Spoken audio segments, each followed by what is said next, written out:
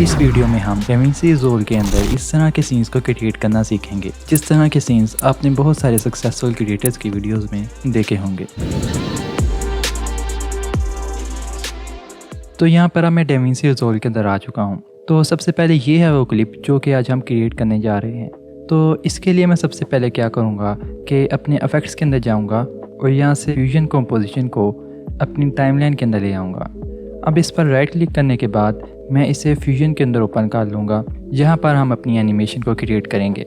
अब हम सबसे पहले अपनी एनिमेशन के बैकग्राउंड को क्रिएट करेंगे। इसके लिए मैं यहाँ पर नोट टूल बार में जाऊँगा और यहाँ से एक बैकग्राउंड नोट को अपने वर्क स्पेस के अंदर ले आऊँगा और इसके आउटपुट को यहाँ पर मैं मीडिया आउट के इनपुट के साथ कनेक्ट कर दूँगा, जिसकी वजह से मुझे यहाँ प्रीव्यू के अंदर एक ब्लैक स्क्रीन नज़र आएगी। तो इसके बाद मैं यहाँ पर एक पिक्चर फ्रेम को क्रिएट करूँगा जिसके अंदर ये एक पिक होगी और यहाँ पर एक साइड पे वाइट बॉर्डर होगा। इसके लिए मैं क्या करूँगा कि यहाँ पर अगेन नोट टूल बार में जाकर यहाँ से एक बैकग्राउंड नोट को अपने वर्क स्पेस के अंदर ले आऊँगा और इसके कलर को यहाँ पर मैं वार्म वाइट कर दूँगा, कुछ इस तरह, ताकि ये एक ओल्ड पेपर की तरह नज़र आए। अब अगर मैं इसे ड्रैग करके अपनी प्रीव्यू के अंदर लेके आऊँ तो ये कुछ इस तरह का नज़र आ रहा है। तो यहाँ पर मैं इसे एक पिक्चर फ्रेम की शेप देने के लिए एक रेक्टेंगल नोट को अपने वर्क स्पेस के अंदर लाऊंगा और इसके आउटपुट को मैं यहाँ पर बैकग्राउंड के इनपुट के साथ कनेक्ट कर दूंगा, जिसकी वजह से हमारा बैकग्राउंड इस रेक्टेंगल की फॉर्म में आ जाएगा। अब मैं यहाँ पर इसकी हाइट विड्थ को कंट्रोल कर सकता हूँ। अब मैं यहाँ पर इस पिक्चर फ्रेम के ऊपर एक पिक को लगाऊंगा। इसके लिए यहाँ पर मैं मीडिया पूल के अंदर जाऊँगा और यहाँ पर जो मुझे पिक चाहिए होगी उसे मैं यहाँ पर अपनी वर्क स्पेस के अंदर ले आऊँगा। अब मैं इस पिक का एक स्पेसिफिक हिस्सा चाहता हूँ तो इसे भी यहाँ पर मैं एक रेक्टेंगल नोट के साथ मास्क आउट कर लूँगा। इसकी विड्थ को कंट्रोल करूँगा, यहाँ पर इसके फ्रेम को चेंज करूँगा और कुछ इस तरह से इसे प्लेस कर दूँगा। अब यहाँ पर मेरे पिक का बैकग्राउंड और यहाँ पर ये पिक रेडी है। तो अब इन दोनों को आपस में मर्ज करने के लिए यहाँ पर मैं एक मर्ज नोट को वर्क स्पेस के अंदर लाऊंगा और यहाँ पर अपने बैकग्राउंड को इस मर्ज नोट के येलो इनपुट के साथ कनेक्ट करूँगा और जो हमारी पिक है उसे यहाँ पर मैं इस मर्ज नोट के ग्रीन इनपुट के साथ कनेक्ट कर दूँगा, जिसकी वजह से जो हमारा बैकग्राउंड है वो हमारा बैकग्राउंड शो होगा और हमारी जो पिक है वो एज आ फोरग्राउंड शो होगी। अभी हमारी पिक की पोजीशन अपने बैकग्राउंड के ऊपर सही नहीं है, तो इसके लिए यहाँ पर मैं अपने मीडिया नोट पर क्लिक करने के बाद यहाँ पर एक ट्रांसफॉर्म नोट को ले आऊँगा और इसकी हेल्प से यहाँ पर मैं इसके साइज़ को डिक्रीज़ कर लूँगा और यहाँ से मैं इसकी पोजीशन को भी चेंज कर सकता हूँ। अभी यहाँ पर मेरे बैकग्राउंड की थोड़ी हाइट ज़्यादा है तो इसे मैं यहाँ पर रेक्टेंगल में जाकर इसकी हाइट को थोड़ा छोटा कर लूँगा। अभी यहाँ पर मेरा पिक्चर फ्रेम बन चुका है तो इसे मैं अपने मेन बैकग्राउंड के ऊपर प्लेस करने के लिए एक और मर्ज नोट की हेल्प लूँगा और अपने बैकग्राउंड को इसके येलो इनपुट के साथ कनेक्ट कर दूंगा और जो हमारा फ्रेम है उसे यहाँ पर मैं इसके ग्रीन इनपुट के साथ कनेक्ट कर दूंगा। अब अगर मैं अपने मीडिया आउट को प्रीव्यू में डालूं तो आप आउटपुट को देख सकते हैं।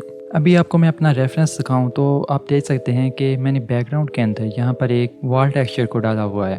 तो सेम थिंग यहाँ पर करने के लिए मैं यहाँ पर क्या करूँगा कि यहाँ पर थोड़ी स्पेस क्रिएट करूँगा और यहाँ पर बैकग्राउंड को सिलेक्ट करने के बाद एक मर्ज नोट पर क्लिक करूँगा, जिसकी वजह से हमारा एक मर्ज नोट वर्क स्पेस के अंदर ऑटोमेटिकली आकर कनेक्ट हो जाएगा। अब यहाँ पर मैं एक टेक्सचर को ले आता हूँ जो कि हम अपने बैकग्राउंड के ऊपर डालेंगे और इसे यहाँ पर मैं मर्ज के साथ कनेक्ट कर दूँगा। अभी इसका साइज़ थोड़ा डिफरेंट है तो इसे जूम आउट करने के लिए यहाँ पर मैं एक मर्ज नोट का इस्तेमाल करूँगा और यहाँ पर इसके साइज़ को इंक्रीज़ कर दूँगा। अभी यहाँ पर हमारा बैकग्राउंड कुछ ज़्यादा ही वाइट है तो मैं यहाँ पर इस मर्ज नोट पर क्लिक करूँगा और यहाँ से इसके ब्लेंड को थोड़ा कम कर दूँगा, जिसकी वजह से ये हमारे ब्लैक बैकग्राउंड के साथ ब्लेंड हो जाएगा और थोड़ा सा हमें डार्क लुक मिलेगा। अब हमने अपना पिक्चर फ्रेम भी क्रिएट कर लिया है और अपना बैकग्राउंड भी क्रिएट कर लिया है, लेकिन अगर यहाँ पर आप देखें तो हमारी पिक इस बैकग्राउंड के साथ सही ब्लेंड नहीं हो रही। इस तरह लग रहा है कि जिस तरह हमारी पिक डिफरेंट है और हमारा बैकग्राउंड डिफरेंट। मैं यहाँ पर कुछ नोट्स का इस्तेमाल करूँगा तो इसके लिए यहाँ पर मैं अपने सीन के एंड पे आऊँगा और यहाँ पर शिफ्ट स्पेस दबाकर विग्नेटी को अपने वर्क स्पेस के अंदर ले आऊँगा। अगर मैं यहाँ पर शिफ्ट प्रेस करके रखूँ तो मैं इसे डायरेक्टली यहाँ पर इसके साथ कनेक्ट कर सकता हूँ। विग्नेट की मदद से क्या होगा कि हमारी जो इमेज के एजेस हैं वो ब्लैक हो जाएंगे, जिसकी वजह से व्यूअर्स का जो फोकस है वो फ्रेम के इनर साइड की तरफ रहेगा जहाँ पर हमारी ये पिक्चर फ्रेम है। अभी मैं यहाँ पर शिफ्ट स्पेस अगेन प्रेस करूँगा और यहाँ पर एक ग्रीन नोट को वर्क स्पेस के अंदर ले आऊँगा और अगेन शिफ्ट प्रेस करके इसे ऑटोमेटिकली यहाँ पर प्लेस कर दूंगा, जिसकी वजह से हमें अपनी इमेज के ऊपर इस तरह का ग्रेन मिल जाएगा, जिसकी वजह से जो हमारी इमेज है वो हमारे बैकग्राउंड के साथ थोड़ी सी ब्लेंड हो जाएगी। अभी इसकी इंटेंसिटी थोड़ी ज़्यादा है तो इसकी पावर को मैं थोड़ा सा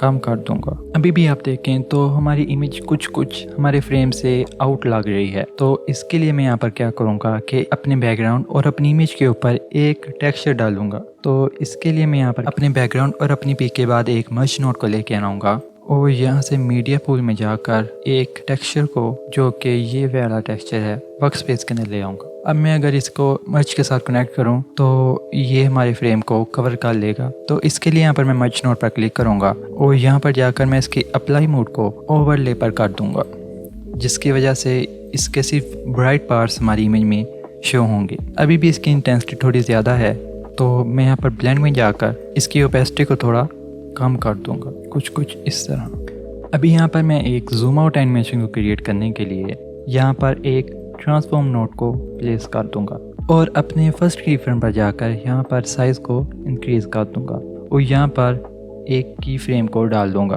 अब मैं फ्रेम 50 पर आऊँगा और यहाँ पर साइज़ को 1 कर दूंगा, जिसकी वजह से ऑटोमेटिकली यहाँ पर एक और की फ्रेम डाल जाएगा। अब एनिमेशन को थोड़ा स्मूथ करने के लिए मैं सबलाइन में जाऊँगा और यहाँ से मैं अपने ट्रांसफॉर्म को सिलेक्ट कर लूँगा।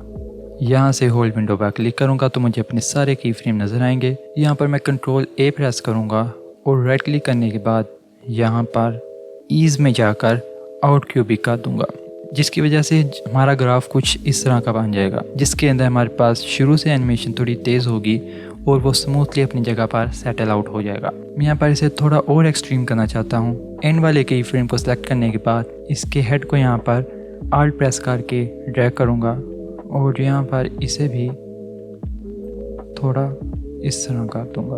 अब अगर मैं अपनी एनिमेशन को प्ले करूँ तो ये कुछ इस तरह की नज़र आएगी। तो फाइनल टच देने के लिए यहाँ पर मैं अपने ट्रांसफॉर्म नोड को सिलेक्ट करूँगा और इंस्पेक्टर में जाकर यहाँ पर सेटिंग में जाऊँगा और यहाँ से मोशन ब्लर को अनेबल कर लूँगा। अभी मैं इसकी क्वालिटी को 10 कर देता हूँ और यहाँ से इसके शटर एंगल को भी 360 कर देता हूँ, जिसकी वजह से जो हमारी एनिमेशन है वो थोड़ी पॉलिश लगेगी। तो अगर आपको वीडियो अच्छी लगी है तो make sure to subscribe the channel. मैं मिलता हूँ आपसे अगली वीडियो में।